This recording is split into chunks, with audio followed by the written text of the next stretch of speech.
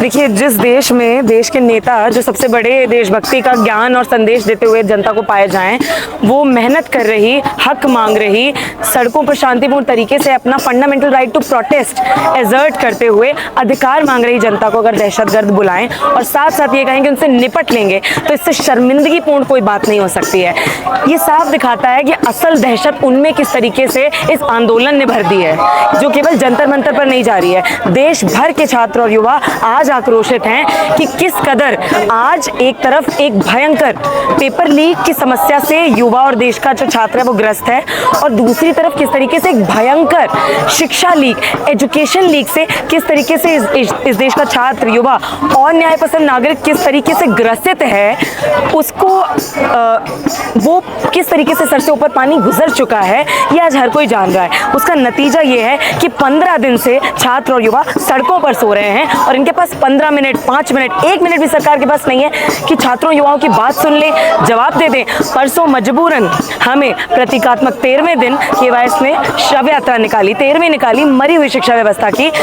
उन अमीरों की शिक्षा व्यवस्था जो इस देश के छात्रों और युवाओं के लिए पूरी तरीके से मर चुकी है। उसके सिर्फ संवेदना नहीं मरी, वो शिक्षा व्यवस्था मर चुकी है, इस कदर मर चुकी है कि पिछले हम नीट पेपर लीक तो एक बात हुई, एजुकेशन लीक पर अगर हम आपको बताएं, जिस देश में ज़्यादा सरकारी स्कूलों की ज़रूरत है और खस्ता हाल सरकारी स्कूलों को बेहतर करने की ज़रूरत है, उसमें पिछले 10 साल में 1 लाख से ऊपर सरकारी स्कूल बंद कर दिए जाते हैं, मर्ज कर दिए जाते हैं। आपको आश्चर्य होगा ये जानकर, कल हमने एक चार्जशीट भी यहाँ से पीएमओ ऑफिस में और मंच से दाखिल की है 23 से धाराओं की शिक्षा मंत्री जी के खिलाफ कि पिछले सालों में उनके कार्यकाल में किस तरीके से सिर्फ पेपर लीक के जरिए नहीं, अलग अलग नीतियों के जरिए, अलग अलग स्कैम्स के जरिए जनता को और छात्रों को किस तरीके से धोखा दिया गया है।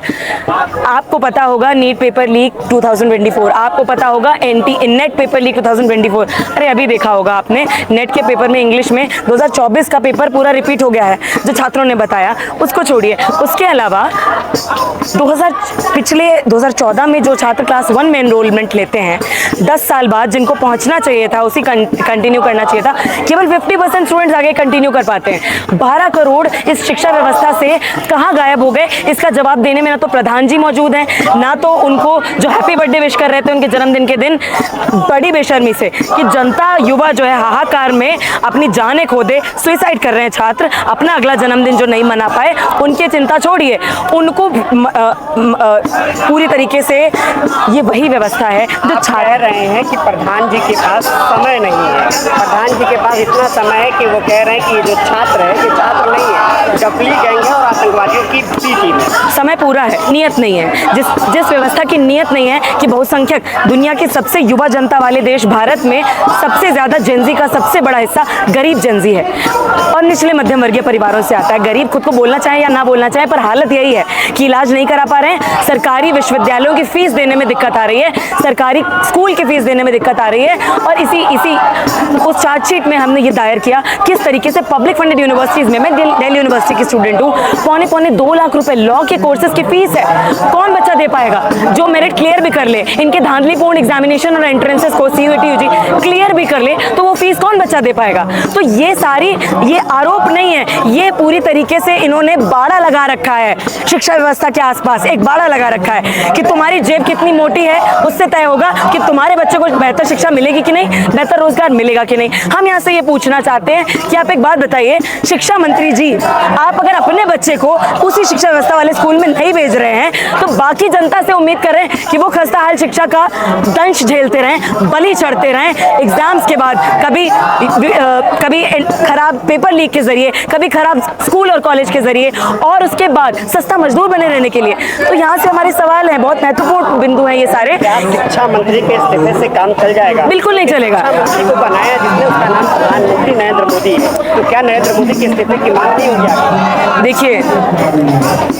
पहले इस आंदोलन का संबोधन सरकार और शिक्षा मंत्री से था कि आप सुनिए, आप बर्खास्त कीजिए, पर अब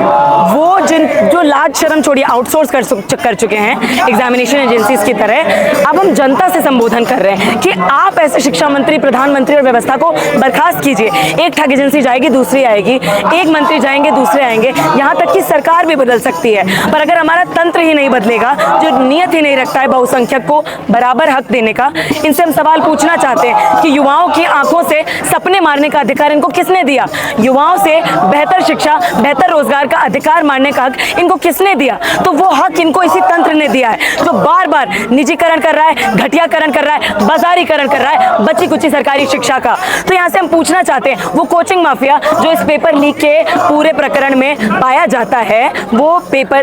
कोचिंग माफिया जो खराब सरकारी स्कूलों की, हमारी खराब शिक्षा व्यवस्था का और स्टूडेंट्स की मजबूरियों का फायदा उठाते हुए कभी पेपर लीक के जरिए से और कभी अपनी अरबों खरबों की इंडस्ट्री से अपनी प्रॉफिट की दुकान चलाता है, उस पर सरकार क्यों नहीं रोक लगाती है? आज यहाँ से मंच से सरकारी स्कूल के दूरस्थ शिक्षण संस्थानों में जो स्टूडेंट्स घुन की तरह पिस रहे हैं, जिनको ये व्यवस्था मतलब उनके भविष्य में दीमक लगा रही है, वो छात्र यहाँ से आज पूछ रहे हैं। और हम भी इस आंदोलन में यही बात रखने आए हैं कि हाशिया का जो छात्र और युवा है, उसके कंसर्न्स को, प्रॉब्लम्स को, दिक्कतों को मूवमेंट के केंद्र में तो लाया ही जाए। पर जेनजीज का जिक्र कर रहे हैं, बीजेपी के नेता कह रहे हैं कि जेनजीज का भरोसा तो प्रधानमंत्री मोदी और बीजेपी पर है। बिल्कुल भरोसा है, इतना भरोसा है आज कि वो छात्र कहीं एग्जाम देने जाते हैं, वो क्या मांग रहे हैं? चंद्रयान मांग रहे हैं क्या चांद पे जाने के लिए, या कोई अय्याशी मांग रहे हैं? वो कह रहे हैं मैं ट्रेन दिला दो एग्जाम सेंटर जाने के लिए, तो उन पर लाठी चल रही है। ये विश्व गुरु भारत की स्थिति है कि आप जो युवा अपनी जिंदगी के बेहतरीन साल, सबसे बेहतरीन साल इस शिक्षा व्यवस्था की बलि चढ़ा रहे हैं, अपने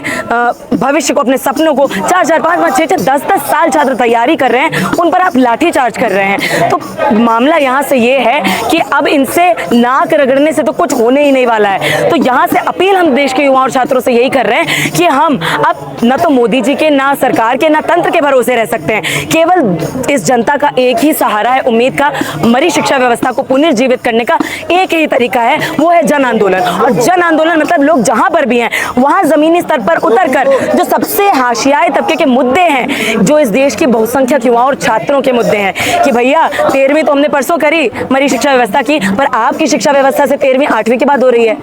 10वीं के बाद हो रही है, 12वीं के बाद हो रही है। हर वो छात्र जो सुन लीजिए, हर वो छात्र जो रेगुलर से फॉर्मल मोड, औपचारिक शिक्षा से धकेला जा रहा है, क्योंकि आपका राइट टू एजुकेशन सिर्फ 8वीं तक है, तो फंडामेंटल कुछ भी नहीं है, उस सबकी शिक्षा से 13वीं हो रही है।